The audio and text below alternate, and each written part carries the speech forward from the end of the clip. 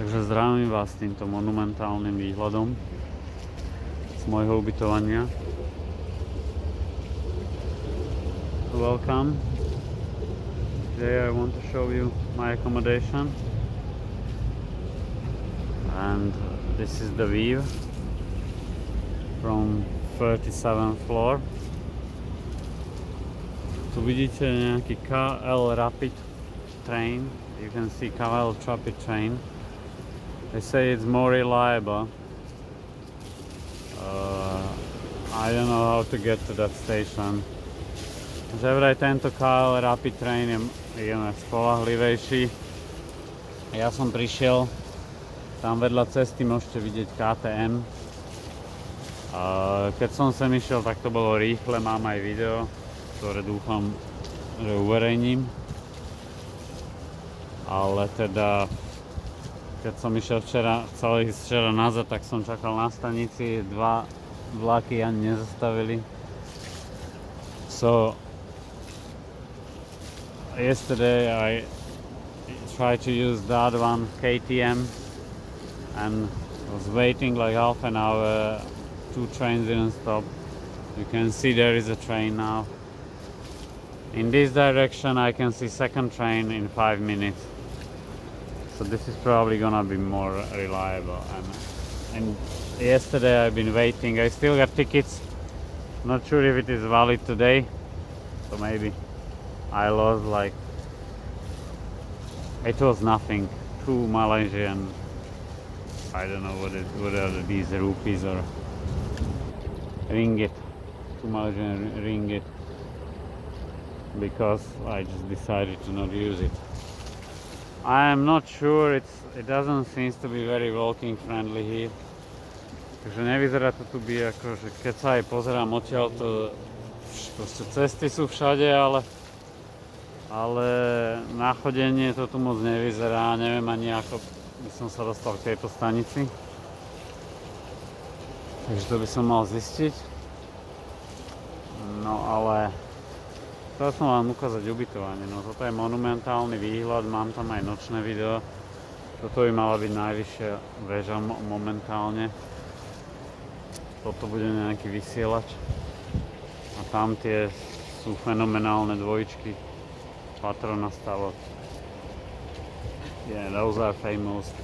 That one's supposed to be biggest, tallest in here.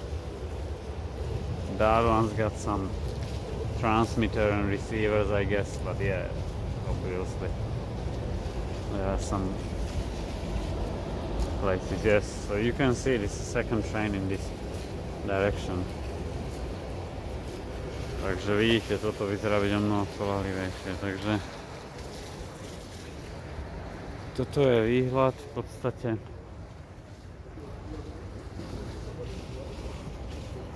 Tu je infinite swimming pool where you can swim, but the water is not that clean. Like I think there is a chloride in this one. But if you feel good to swim with view like this, it's great for you. Go for it. Takže keď sa vám páči plávať s takým výhľadom, samozrejme, ale ja preferujem tam ten bazén. Sú tam síce deti, ale majú tam malý bazén, so there is a small pool for kids, but the water is cleaner, so I prefer to swim there because I got my eyes open when I swim. Takže ja preferujem plávať tam, keďže mám oči otvorené. Dosť veľa plávam a v podstate chodím plávať 2-krát denne. Snažím sa držať vo forme. Takže moje ubytovanie je tu, 29. poschodie. Tam, kde sú tie malé hnedé stoličky. So that's my accommodation, which is less than €8 per night. If you book it all together, like I don't know, 10 days, you will pay less, a little bit for cleaning fee. I have to book it like in 3 periods because I wasn't sure.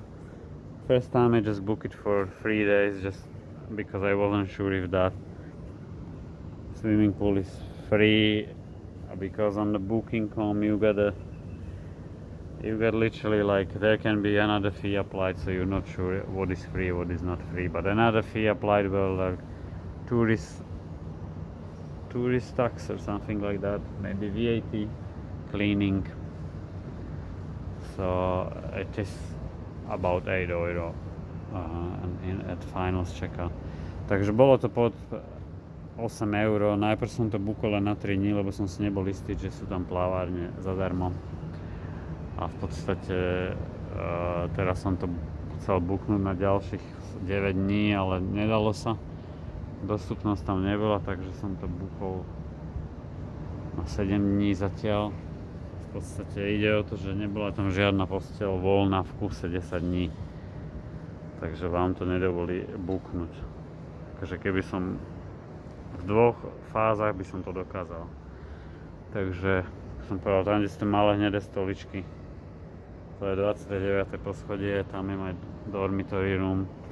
8 euro, možno, že znie veľa na dormitory room, ale v podstate je tam dobrý komfort. Jediné, čo mi... dobrý komfort, pretože tu máte tie plavárne v tom, takže nemusíte nikam chodiť, môžete tu plávať. Sú tam nejaké, myslím, že ping-pong môžete hrať, ale asi nebude pre mňa. V podstate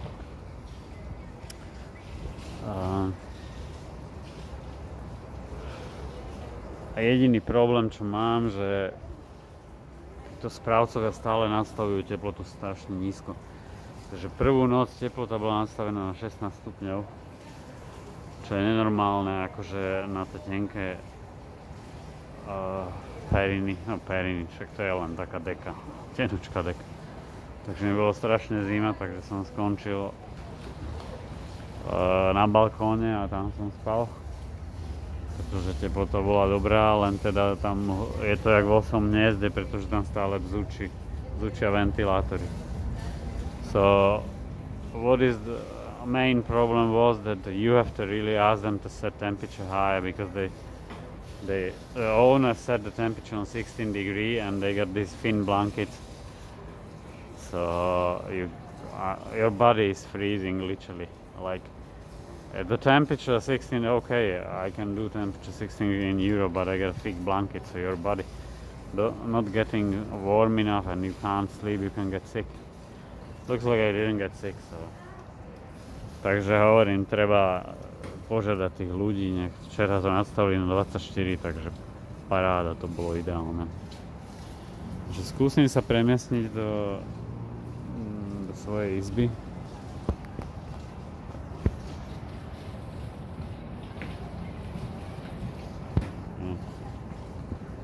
Takže dúfam, že vás tento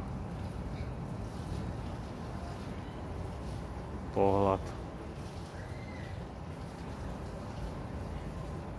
na tú väžu, vysokú väžu, myslím. Jedna tie dievčatá, čo tam fotia. Naozaj zaujímavé. Skúsim sa premiestniť idete na plaváren, tak sa vždycky tuto musíte zapísať. Najlepšie, keď máte preukaz. Tu sa zapíšete. Keď sa idete len pozrieť, jak ja, tak v podstate není problém, lebo nebol som plávať, takže sa nezapisujete, keď idete len plávať. To vyzerá trošku jak v jaskyni. A tu je reštaurácia, ak by ste chceli jesť s výhľadom na mesto. Bar. A tu sú výťahy. Vo výťahu musíte použiť kartu.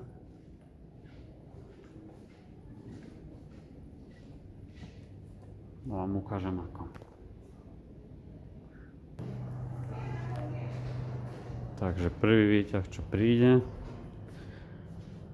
priložíte kartu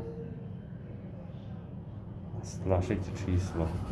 You have to use your card to set the floor, otherwise it will not work. You will get stuck inside.